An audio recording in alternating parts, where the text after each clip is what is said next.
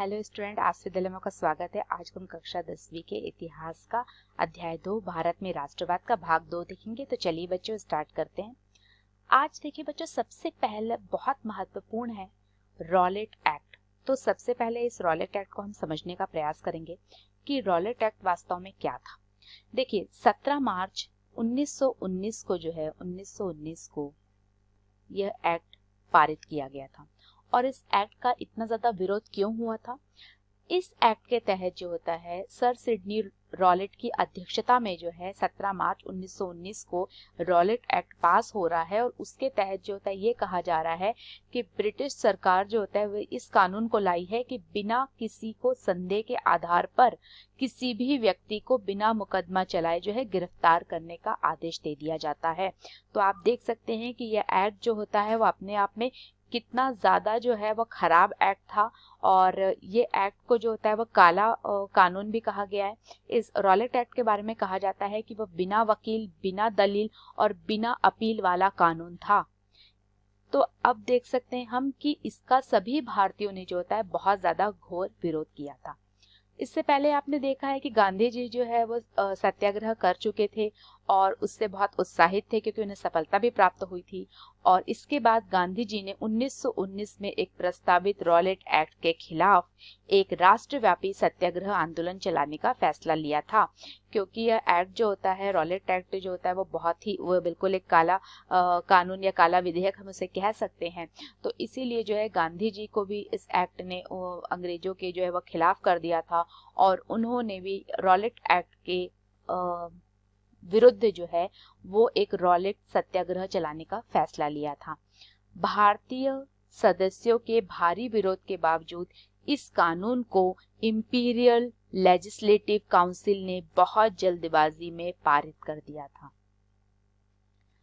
जो रॉलेट कानून बना था तो इस कानून के जरिए सरकार को राजनीतिक गतिविधियों को कुचलने और राजनीतिक कैदियों को 2 साल तक बिना मुकदमा चलाए जेल में बंद रखने का अधिकार मिल गया था। मतलब संदेह के आधार पर अगर उनको लगता है कि कोई भी लोग जो है जो भारतीय हैं, अगर वो किसी भी राजनीतिक गतिविधियों में अगर संलग्न है और केवल संदेह के आधार पर जो होता है उन्हें बिना मुकदमा चलाए जो है डायरेक्ट जेल में डाल दिया जाएगा। तो इस जो कानून था, इस जो विधेयक था, उसका देश भर में जो है वो विरोध किया गया था। और गांधी जी ने भी जो है इसके विरोध में एक सत्याग्रह आंदोलन प्रारंभ किया था। महात्मा गांधी ऐसे अन्यायपूर्ण कानूनों के खिलाफ अहिंसक ढंग से नागरिक अवज्ञा चाहते थे और इसे 6 अप्रैल को एक हड़ताल से शुरू किया गया था। 6 अप्रैल 1919 को गांधी जी ने कहा था कि हमें अंग्रेजों के खिलाफ पूर्ण रूप से जो है एक सविनय अवज्ञा आंदोलन चलाना है, एक नागरिक अवज्ञा आंदोलन चलाना है कि हम उनकी आज्ञा को नहीं मानेंगे। और यह जो है 6 अप्रैल 1919 को एक हड़ताल के साथ जो है वह प्रारंभ हो गया था। विभिन्न शहरों में रैली जुलूसों का आयोजन किया गया। रेलवे वर्कशॉप्स में कामगार हड़ताल पर चले गए, दुकानें बंद हो गई।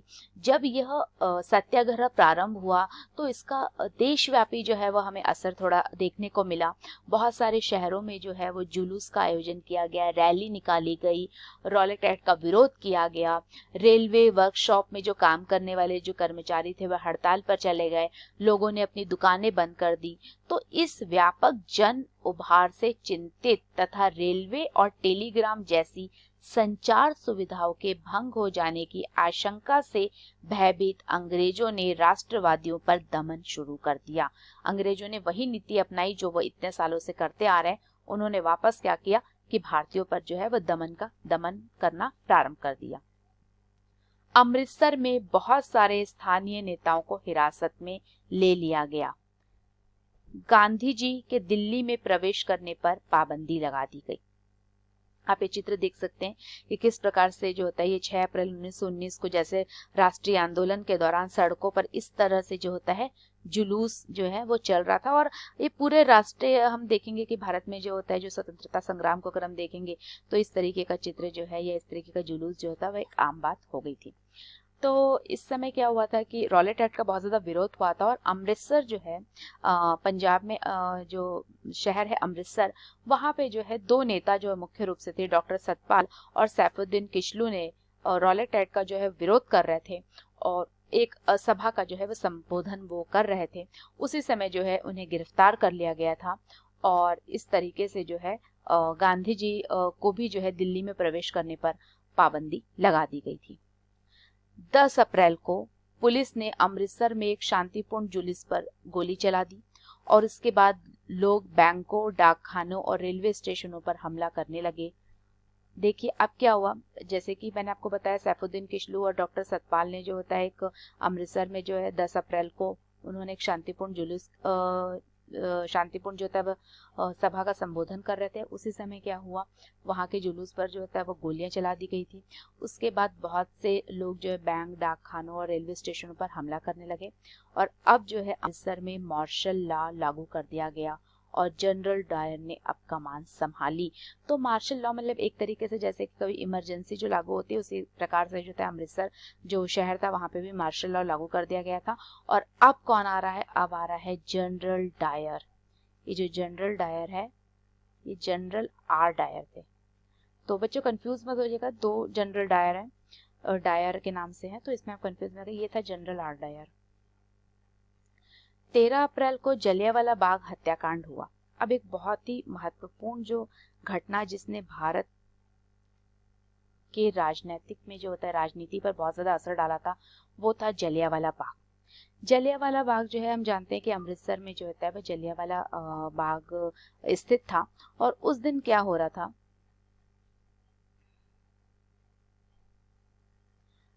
अमृतसर में जलियांवाला बाग जो है वह स्थित था और उस दिन अमृतसर में बहुत सारे गांव वाले बैसाखी का मेला, क्योंकि ये कब हो रहा है 13 अप्रैल को, तो 13 अप्रैल को जो होता है उस दिन बैसाखी का मेला में जो है शिरकत करने के लिए जलियांवाला बाग के मैदान में इन लोग बहुत सारे लोग जमा हुए थे। और कुछ लोग जो थे वो सैफुद्दीन किचलू और डॉक्टर सतपाल को जो गिरफ्तार कर लिया गया था तो उनके विरोध में जो है वो प्रदर्शन करने के लिए वहां पर गए थे और कुछ लोग बैसाखी का मेला में शिरकत करने के लिए वहां पे जमा हुए थे।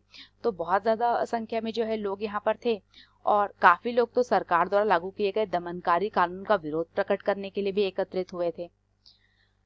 और जलियांवाला बाग के बारे में इतना बता देती हूँ कि यह जो होता है एक मैदान है जिसके जो चारों तरफ से बंद था और इसके आने जाने के लिए केवल एक ही रास्ता था। शहर के बाहर होने के कारण यहाँ वहां जुटे लोगों को यह पता नहीं था कि इलाके में मार्शल लॉ लागू किया जा चुका है। जनरल डायर हथियारबंद सैनिकों के साथ वहां पर पहुंच जाता है और जाते ही जो है उसने मैदान से बाहर निकलने के सारे रास्ते बंद कर दिए, क्योंकि यहाँ पे निकलने का एक ही रास्ता था तो उस रास्ते को उन्होंने अपने जो होता है सैनिकों को वहां पे खड़ा कर दिया और ये रास्ता जो है निकलने का रास्ता जो है पूरी तरह से बंद कर दिया। और उसके बाद अपने सिपाहियों से जो होता है उसको यह आदेश दिया कि भीड़ पर अंधाधुंध गोलियां चलाने का उन्होंने आदेश दिया, जिससे कि बहुत सारे लोग जो है वो मारे गए। बाद में उसने बताया कि वह सत्याग्रहियों के जहन में दहशत और विस्मय का भाव पैदा करके एक नैतिक प्रभाव उत्पन्न करना चाहता था। तो मैं बता सकती हूँ कि जलियांवाला बाग जो होता है इतना भीषण जो है नरसंहार हुआ था। लोग जो है उनको पास निकलने के लिए जगह नहीं थी, लोग वहां पे कुआं था, वहां जो होता है औरतें बच्चों को लेकर जो है उस कुएं में जो है वो लोग चले गए थे। पूरे कुएं जो था वो लाशों से जो है वह भर गया था, खून से भर गया था। तो एक बहुत बड़ा जो है नरसंहार हुआ था, कहाँ, जलियांवाला बाग ने जो किया था जनरल डायर ने। और बाद में जो है हम देखते हैं कि जब जनरल डायर जो होता है इसके बाद एक इस का समीक्षा करने के लिए एक हंटर कमेटी जो है वो बैठाई गई थी जलियांवाला बाग की समीक्षा करने के लिए और इसमें जो है जनरल डायर को पूरी तरह से निर्दोष घोषित कर दिया गया था। और बच्चों मैं आपको ये बताती हूँ कि देखिए मतलब कितना ज्यादा क्रूरता थी कि जब वो यही जनरल डायर इतने लोगों को मारने के बाद जब वो ब्रिटेन जाता है तो वहाँ उसका बहुत ज्यादा स्वागत किया जाता है और उसे अंग्रेजी जो होता है वो शेर की उपाधि भी दी जाती है, उसे बहुत ज्यादा पैसे जो होते हैं वो भी प्रदान किए जाते हैं गिफ्ट के तौर पे। तो मतलब उनका भव्य स्वागत किया गया। जैसे जैसे जलियांवाला बाग की खबर फैली उत्तर भारत के बहुत सारे शहरों में लोग सड़क पर उतर आए। जलियांवाला बाग एक ऐसी घटना थी जिसने कि लोगों में जो होता है ब्रिटिश शासन के प्रति इतना ज्यादा गुस्सा जो था उसे और ज्यादा तीव्र कर दिया था। अब क्या हुआ, उसके विरोध में हड़तालें होने लगी, लोग पुलिस से मोर्चा लेने और सरकारी इमारतों पर हमला करने लगे। सरकार ने इन कार्रवाइयों को निर्ममता से कुचलने का रास्ता अपनाया और सरकार ने क्या किया कि जितने लोग जो होता है ने उनके विरुद्ध जो है जो भी कार्रवाई की, तो वो सरकार ने क्या किया कि उनको और ज्यादा जो होता है दमन की नीति अपनाई। सरकार लोगों को अपमानित और आतंकित करना चाहती थी। सत्याग्रहियों को देखिए, आप ये दृश्य में देख सकते हैं कि सत्याग्रहियों को जमीन पर नाक रगड़ने के लिए सड़क पर घिसट कर चलने और सारे साहिबों को सलाम मारने के लिए मजबूर किया गया था। इतना ज्यादा जो है वह दमन किया गया था उस समय। लोगों को कोड़े मारे गए और गांव मतलब जो गुजरावाला और जो पंजाब है पर बम बरसाए गए। हिंसा फैलते देख महात्मा गांधी ने आंदोलन वापस ले लिया। जो रॉलेट सत्याग्रह उन्होंने प्रारंभ किया था वह हिंसा को देखते हुए उन्होंने वापस ले लिया था। भले ही रॉलेट सत्याग्रह एक बहुत बड़ा आंदोलन था, लेकिन अभी भी वह मुख्य रूप से शहरों और कस्बों तक ही सीमित था। ये जो रॉलेट सत्याग्रह किया गया था ये बहुत ज्यादा जो है वो पूरा विश्वव्यापी स्तर पर जो होता है वह नहीं फैल पाया था। महात्मा गांधी पूरे भारत में और भी ज्यादा जनाधार वाले आंदोलन खड़ा करना चाहते थे और अब वह चाहते थे कि वह इस प्रकार से जो है वह आंदोलन खड़ा करे ब्रिटिश शासन के विरुद्ध, जिसमें ज्यादा से ज्यादा लोग जो है वो इससे जुड़ सके। लेकिन उनका यह भी मानना था कि हिंदू और मुसलमानों को एक दूसरे के नजदीक लाए बिना ऐसा कोई आंदोलन नहीं चलाया जा सकता, क्योंकि उनका कहना था कि जैसे भारत में हिंदू है वैसे ही जो होता है यहाँ पे रहने वाले मुस्लिम भाई भी है, और अब जब दोनों एक साथ जो है मिलकर अगर राष्ट्रीयता अपने राष्ट्रीय अधिकारों को पाने के लिए अगर आंदोलन करेंगे तो वो आंदोलन निश्चय ही सफल होगा। और उन्हें लगता था कि खिलाफत का मुद्दा उठाकर वे दोनों समुदाय को नजदीक ला सकते हैं। तो अब एक मुद्दा उठा था खिलाफत आंदोलन का। खिलाफत क्या था, खिलाफत आंदोलन क्या था? देखिए, हम जानते हैं कि प्रथम विश्व युद्ध में एक तरफ ब्रिटेन था और दूसरी तरफ जो होता है वह टर्की था। और टर्की में जो था, जो तुर्की था, वहां पर जो है ऑटोमन तुर्की की हार हो गई थी और इस आशय की अफवाहें फैली हुई थी कि इस्लामिक विश्व के आध्यात्मिक नेता खलीफा ऑटोमन सम्राट पर एक बहुत सख्त शांति संधि थोपी जाएगी, क्योंकि प्रथम विश्व युद्ध जो है वह समाप्त हो रहा है और हम देख रहे हैं कि तुर्की पर जो होता है सेवरे की संधि जो है वह लाद दी गई थी। अब क्या था कि जो तुर्की का जो सम्राट होता था, जो खलीफा था, वो समस्त मुस्लिम जो संप्रदाय जो थे, जो मुस्लिम समाज था, उनका आध्यात्मिक नेता होता था, उनको खलीफा कहा गया था। तो जो तुर्की का सम्राट होगा वो क्या था, वो खलीफा था, मतलब कि राजनैतिक और आध्यात्मिक गुरु था। आध्यात्मिक गुरु था किनका? जो समस्त मुस्लिम संप्रदाय थे, जो मुस्लिम समुदाय थे उनका। तो इस तरीके से जो है क्या हुआ था कि खलीफा की तात्कालिक शक्तियों की रक्षा के लिए मार्च 1919 में बंबई में एक खिलाफत समिति का गठन किया गया था, क्योंकि लोग जो है वह चाहते थे कि खलीफा की जो शक्तियां हैं वो एज इट इज रहे, मतलब उनकी रक्षा की जाए। और इसीलिए जो है जो अली बंधु थे, जिनका नाम था मोहम्मद अली और शौकत अली, इन्होंने मिलके जो है गांधी जी के साथ जो था इस मुद्दे पर उन्होंने चर्चा की थी और उन्होंने कहा था कि बंबई में जो है खिलाफत कमेटी का समिति का जो है वो गठन किया गया था। सितंबर 1920 में कांग्रेस के कलकत्ता अधिवेशन में महात्मा गांधी ने भी दूसरे नेताओं को इस बात पर राजी कर लिया कि खिलाफत आंदोलन के समर्थन और स्वराज के लिए एक असहयोग आंदोलन शुरू करना चाहिए। क्योंकि देखिए यह स्टार्ट हो गया था खिलाफत आंदोलन, और खिलाफत आंदोलन जो होता है उसको गांधी जी ने बोला कि क्यों ना इस आंदोलन को असहयोग आंदोलन के साथ जोड़ दिया जाए और इस तरीके से जो होता है हम अपने जो स्वतंत्रता की ओर जो है, स्वतंत्रता पाने के लिए जो है अब हम अंग्रेजों के खिलाफ जो होता है एक असहयोग आंदोलन करेंगे। अब बात आ रही है कि असहयोग ही क्यों, उन्होंने क्यों असहयोग की नीति को अपनाया था? अपनी प्रसिद्ध पुस्तक असहयोग ही क्यों, अपनी प्रसिद्ध पुस्तक हिंद स्वराज में महात्मा गांधी ने कहा था कि भारत में ब्रिटिश शासन भारतीयों के सहयोग से ही स्थापित हुआ था और यह शासन इसी सहयोग के कारण चल पा रहा है।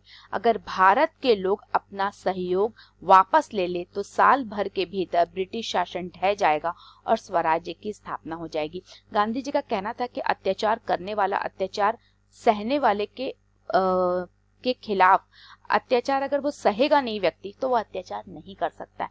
कोई भी हमारा शोषण इसलिए करता है क्योंकि हम उस शोषण को बर्दाश्त करते हैं। इसलिए अब उन्होंने किस चीज को अपनाया? असहयोग की नीति, नॉन कॉपरेशन। गांधी जी का सुझाव था कि यह आंदोलन चरणबद्ध तरीके से आगे बढ़ना चाहिए। सबसे पहले लोगों को सरकार द्वारा दी गई पदवियां लौटा देनी चाहिए और सरकारी नौकरी, सेना, पुलिस, अदालत, विधायी परिषद, स्कूल और विदेशी वस्तुओं का हमें पूरी तरीके से बहिष्कार करना चाहिए।